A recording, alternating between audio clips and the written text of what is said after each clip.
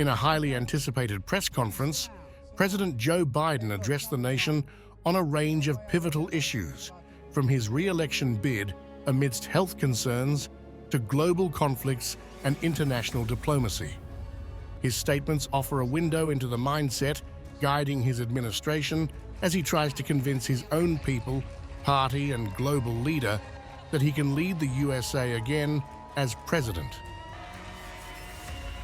Amid swirling questions about his age and health, President Biden unequivocally affirmed his intention to seek re-election.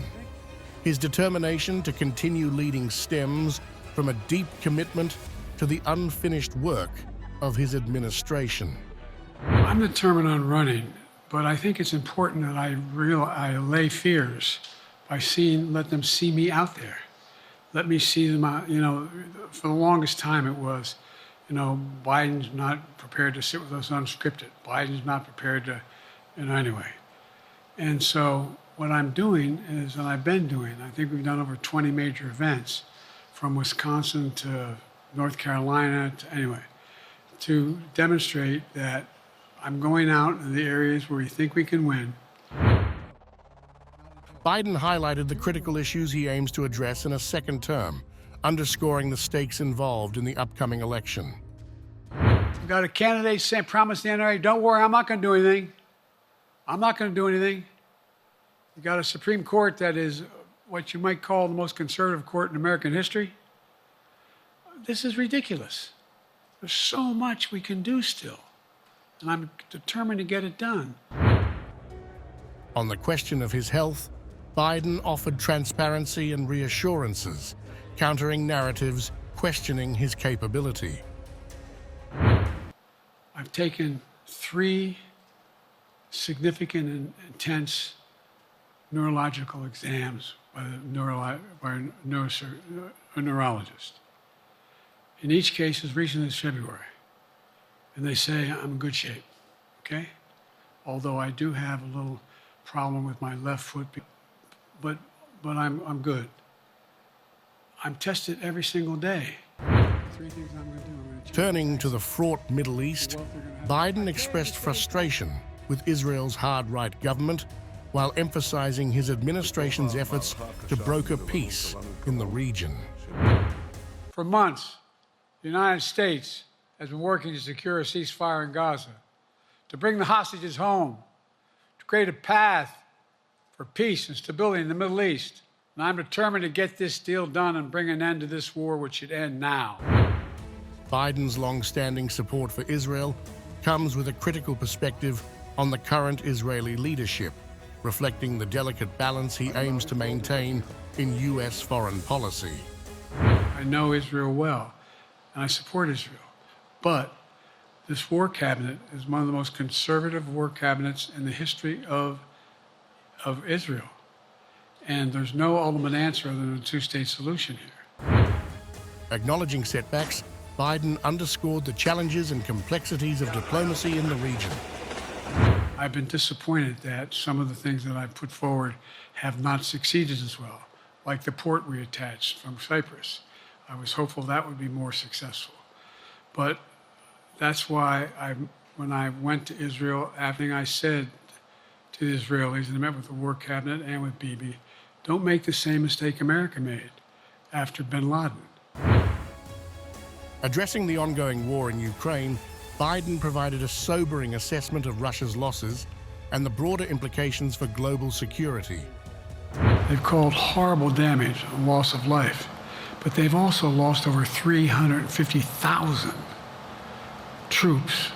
And so the idea that we're going to be able to fundamentally change Russia in the near term is not likely. But one thing for certain, if we allow Russia to succeed in Ukraine, they're not stopping in Ukraine. Biden's stance on Russia remains firm, with a readiness to engage diplomatically under specific conditions. So I think that I'm prepared to talk to any leader who wants to talk. I'm prepared to talk to anybody, but I don't see any inclination.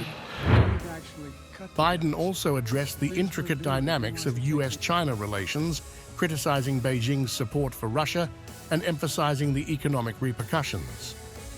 China has to understand that if they are supplying Russia with information and capacity, along with working with North Korea and others to help Russia in armament, that... Highlighting the strategic importance of alliances, Biden emphasized the need for robust communication and responsible competition. There's a direct line between Xi and me, and our military has direct access to one another, and they contact one another when we have problems. The issue is that we have to make sure that Xi understands there's a price to pay for undercutting both the Pacific Basin as well as Europe, and as it relates to Russia and dealing with Ukraine. Biden's relationships with European counterparts were also a focal point, with strong affirmations of mutual support and strategic alignment.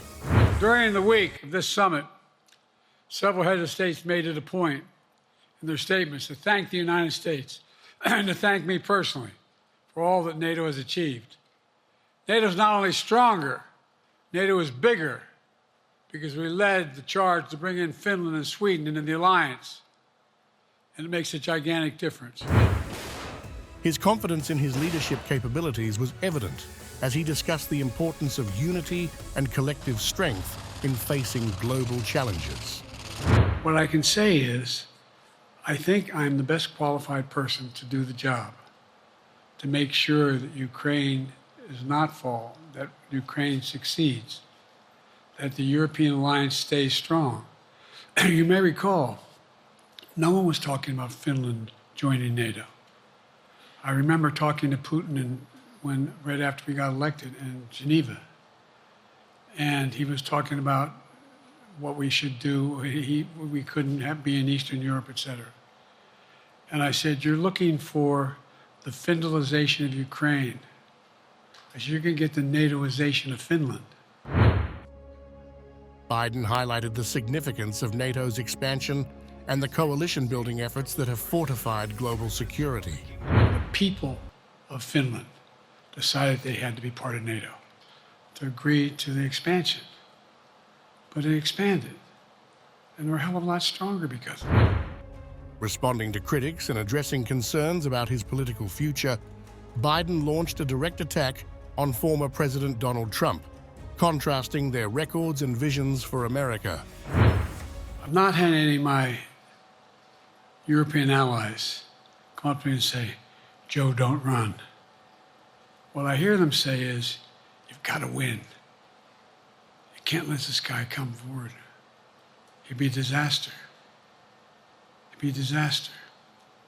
I mean, I think he said in one of his rallies, don't hold me to this, recently, where NATO, I just learned about NATO, or something to that effect.